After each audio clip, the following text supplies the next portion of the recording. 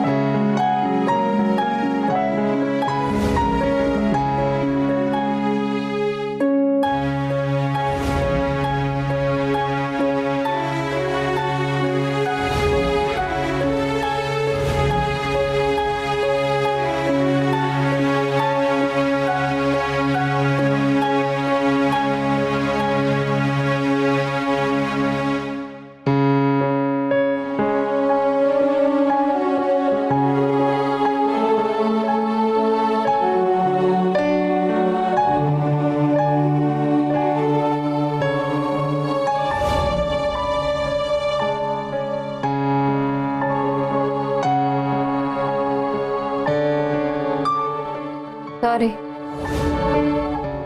મને માફ કરી દો. પણ આપણો સંબંધ ખોટો નથી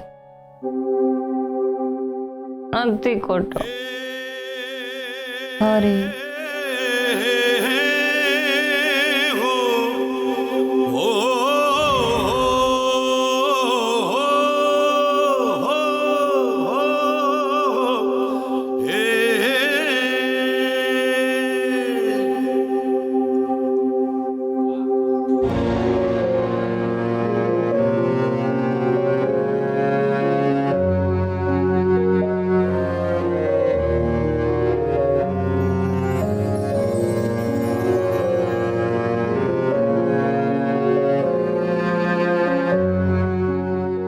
તમે શું થયું? કઈ જોઈએ છે? કંઈ નહીં, તો સુઈ જા, બહુ મોડું થઈ ગયું છે. મોડું થઈ ગયું? કેટલા વાગ્યા? સવાર પડી ગઈ. હું મોડા સુધી ઊંઘતી રહી, મને ખબર જ ના પડી. હું હજી ઉઠ્યો નથી, હજી સવાર નથી પડી, હજી રાત જ છે અને હું રાહ જોઈ રહ્યો છું કે ક્યારે આ રાત પૂરી થાય ને ફરી સવાર પડે.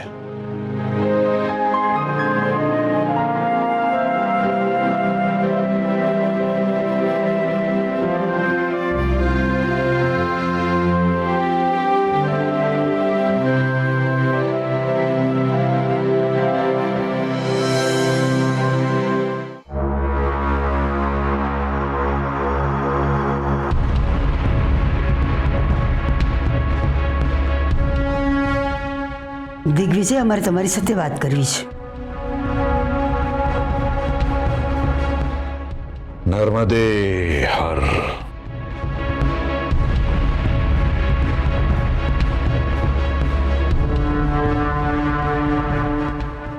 બોલો બા. દિગ્વિજય, અમારે તમારી સાથે એકલામાં વાત કરવી છે. એક મિનિટ બા, જે કહેવું એ વેદિકાની હાજરીમાં કહો.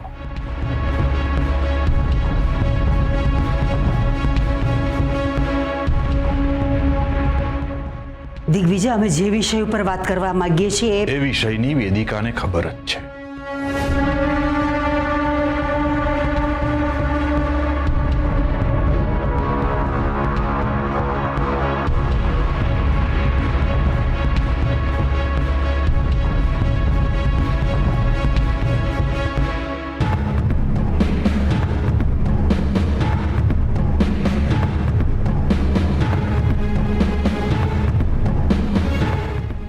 વેદિકા, જરા દરવાજો બંધ કરશો?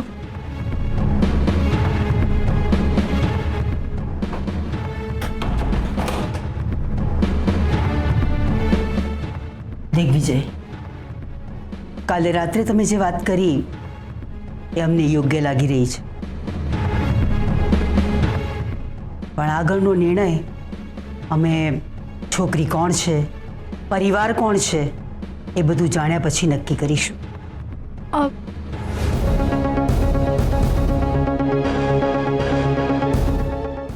એક છોકરી છે અમારા ત્યાં, રાજકોટના એસપી અનિરુદ્ધ સાહેબની દીકરી. રિદ્ધિમાં. હા, રિદ્ધિમાં. બા, અમને એવું લાગે છે કે આપણા હર્ષવર્ધન માટે રિદ્ધિમાં એકદમ યોગ્ય છે. સુશીલ, ગુણિયલ, સુંદર, ભણેલી ગણેલી અને સૌથી અગત્યનું આપણી બરાબરી, એકદમ ખાનદાની.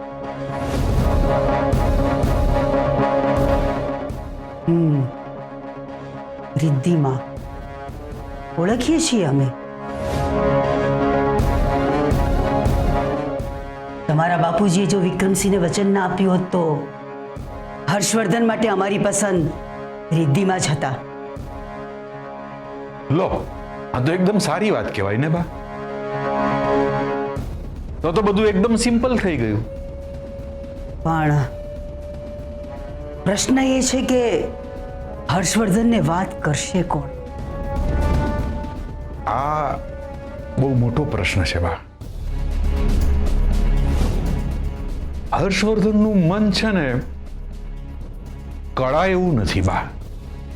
જો ને વિક્રમસિંહ વખતે આપણે બધા ના પાડતા હતા તો હર્ષવર્ધન હા પાડીને આવ્યા. એ ક્યારે શું કરશે કોઈને કઈ ખબર નથી પડતી. એમના પર ભરોસો કઈ રીતે મૂકવો?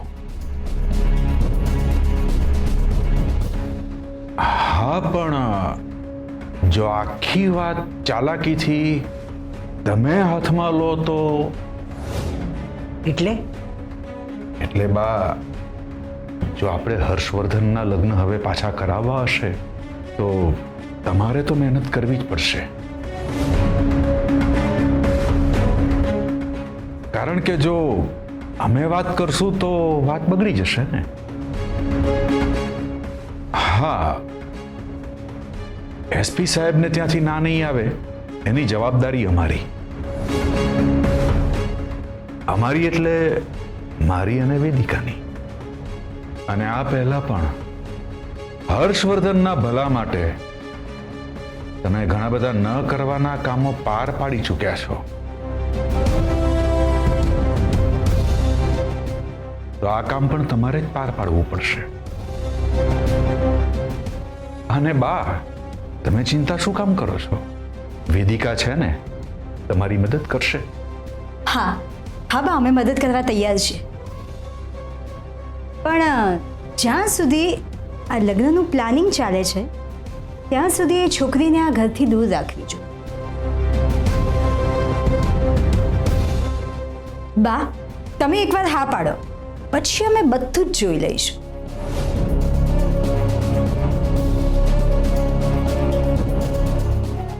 તો શું કરવું છે હવે બા? જોઈ વિચારીને જણાવીએ કે આગળ શું કરવું છે. ઠીક છે બા.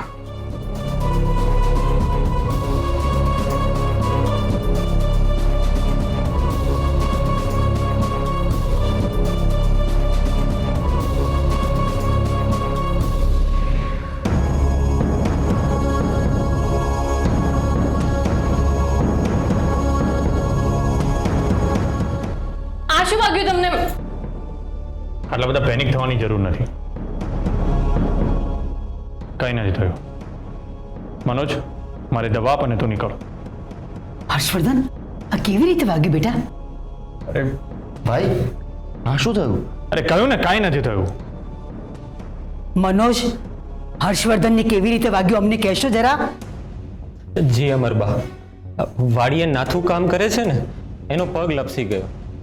નાના શેઠ ત્યાં બાજુમાં જ ઊભા હતા. એ નાથુને બચાવવા ગયા, ત્યાં નાના શેઠ પણ પડ્યા અને એમનો બધો વજન એમના હાથ પર આવી ગયો. ડોક્ટરે શું કહ્યું?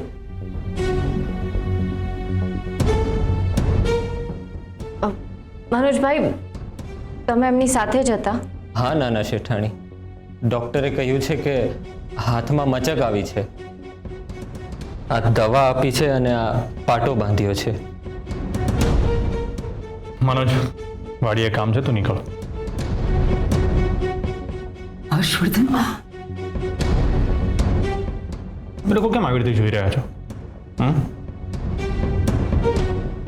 મને તમારી સિમ્પથીની જરૂર નથી, ઓકે? અને કાંઈ નથી થયું, ખાલી મચક આવી છે કે કપાઈ નથી ગયો મારો હાથ. આવું ના બોલો ને. હર્ષવર્ધન,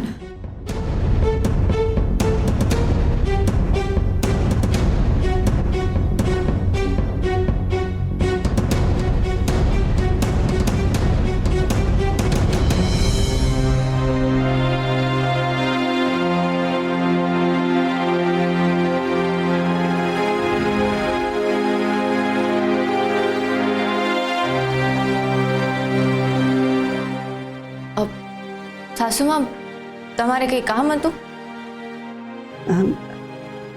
ના, કંઈ નહીં.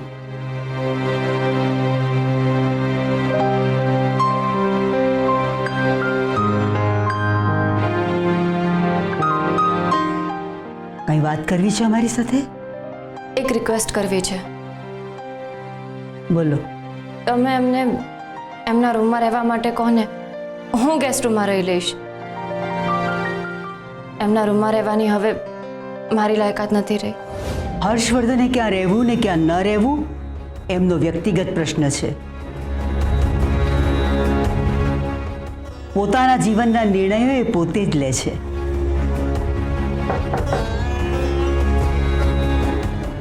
હું અંદર આવું? કેમ છો લિટલ ભાભી? તમારા માટે ઘરમાં ગરમ સેવસર લાવ્યો છું. રસ્તા પર મળતું ખાવાનું આ ઘરમાં કોઈ ખાતું નથી, ખબર છે ને તમને? રસ્તા પરથી નથી લાવ્યો બા, મારા ઢાબા પરથી લાવ્યો છું. હું જાણું છું કે તમને મારા ઢાબાનું જમવાનું જરાય નથી ભાવતું, એટલે તમારા માટે તો મેં સેવસર લાવવાની તસ્દી પણ નથી લીધી.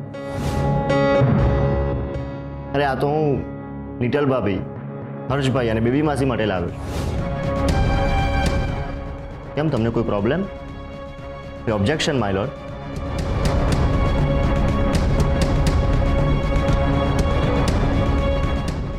શું ભાભી, વાતાવરણ શાંત થયું કે નહીં? કાળઝાળ ગરમીમાં પ્રેમનો વરસાદ થયો કે નહીં? અરે હર્ષભાઈ નોર્મલ થયા કે નહીં? ના, બધું એવું ને એવું જ છે. શું કરું શું નહીં કાંઈ સમજાતું જ નથી. બધું ઠીક થઈ જશે, પણ ક્યારે? ઠીક થવા માટે આપણે કંઈ કરવું પણ તો પડે ને. કંઈ કરવાનો વિચાર આવે તો ડર લાગે છે કે ફરીથી કોઈ ભૂલ ના થઈ જાય. ઘરમાં રહીને ઘરના કોઈ કામ નથી કરી શકતી. રૂમની બહાર નીકળું તો વેદિકા ભાભીના મહેણા ટોણા સાંભળવા પડે છે. એનો પણ કોઈ પ્રોબ્લેમ નથી.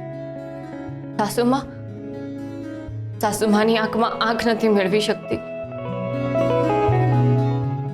એમની સામે જો તો એવું લાગે છે કે હું એમને આ ઘરમાં ખૂંચ્યા કરું છું. પછી પોતાને સજા આપવાનું મન થાય છે, પણ શું સજા આપું એ પણ નથી સમજાતું.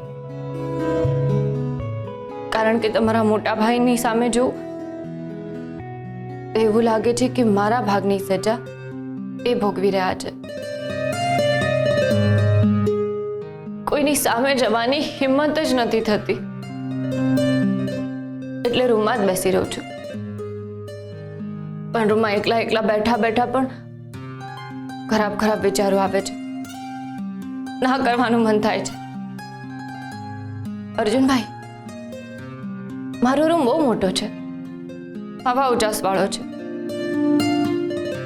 તો પણ એવું લાગે છે કે એક દિવસ ગુંગળાઈને મરી જઈશ. અરે ભાભી, હું તો તમને કહું છું કે તમે તમારા રૂમમાંથી બહાર નીકળો. અરે હા, મારા ઢાબા પર એક કૂકની જરૂર છે, અને તમારા હાથના બટાકા પૌવા તો આહાહા. અરે ઢાબા પર લાઈનો લાગશે, લોકો પડાપડી કરશે, મારી કમાણી થશે ને તમારો ટાઈમ પાસ થશે. પણ હા, આપણા પરિવારની વહુ ઢાબા પર કામ કરશે? મને તો કોઈ વાંધો નથી, હા, તો બસ પછી હર્ષભાઈને હું બનાવી લઈશ. પણ સાસુમાં અરે એમને કેવી રીતે મનાવાય મને ખબર છે. લો, આ સેવસર તમે ગરમ કરીને લાવો, એમની સાથે હું વાત કરી લઈશ. ના ના અર્જુનભાઈ, રહેવા દો ને, ખોટું તમારા અને સાસુમાં વચ્ચે ઝઘડો થઈ જશે. અરે લિટલ ભાભી, તમે બિલકુલ ટેન્શન ના કરો, એમની સાથે એકદમ શાંતિથી વાત કરીશ. હા, ચાલો. અર્જુનભાઈ પણ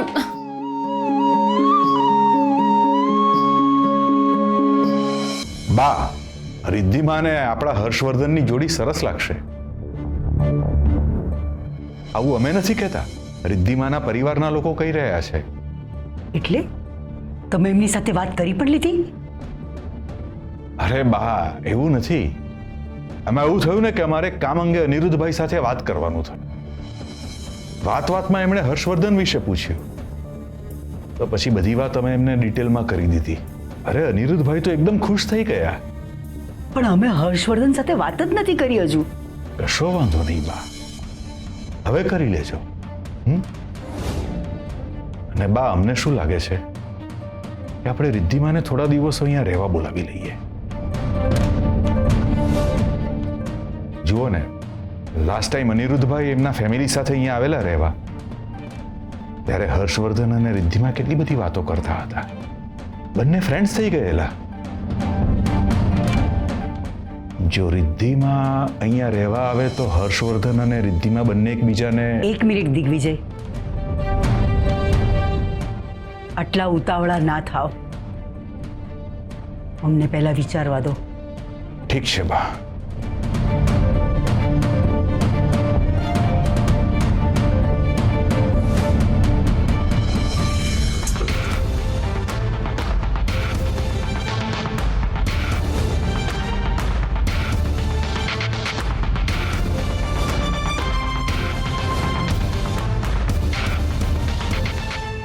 તો સજા ભોગવી જ રહ્યો છે, અને ભાભી પણ ભોગવી રહ્યા છે. પણ હવે તારી પાસે એક ચાન્સ છે ભાભીને આ સજામાંથી મુક્ત કરવાનો, અને તું પણ મુક્ત થઈ જા લગ્ન કરીને. મારા અને ભાભી તરફથી તને ઓલ ધ બેસ્ટ અને કોંગ્રેચ્યુલેશન્સ.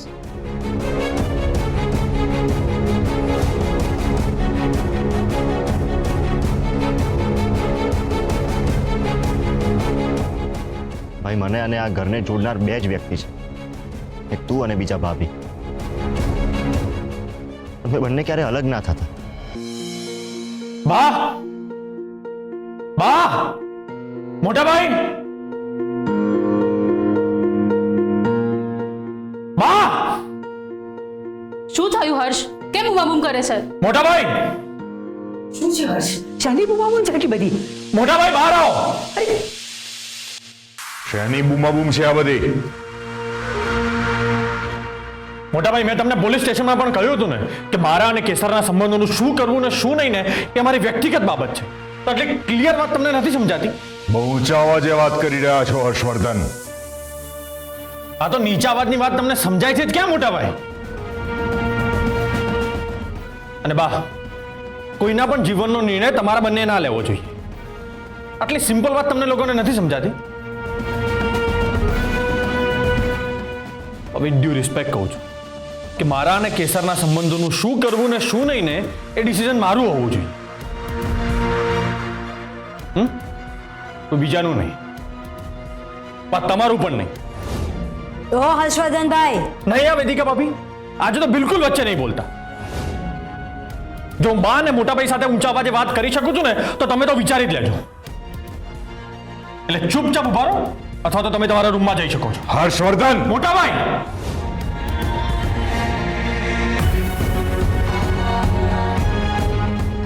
આજે તમે કરી રહ્યા છો ને હીન કક્ષાનું પોલિટિક્સ છે.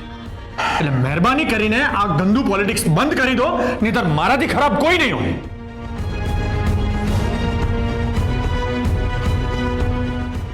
અને મારા અને કેસરના સંબંધો એ શું છે?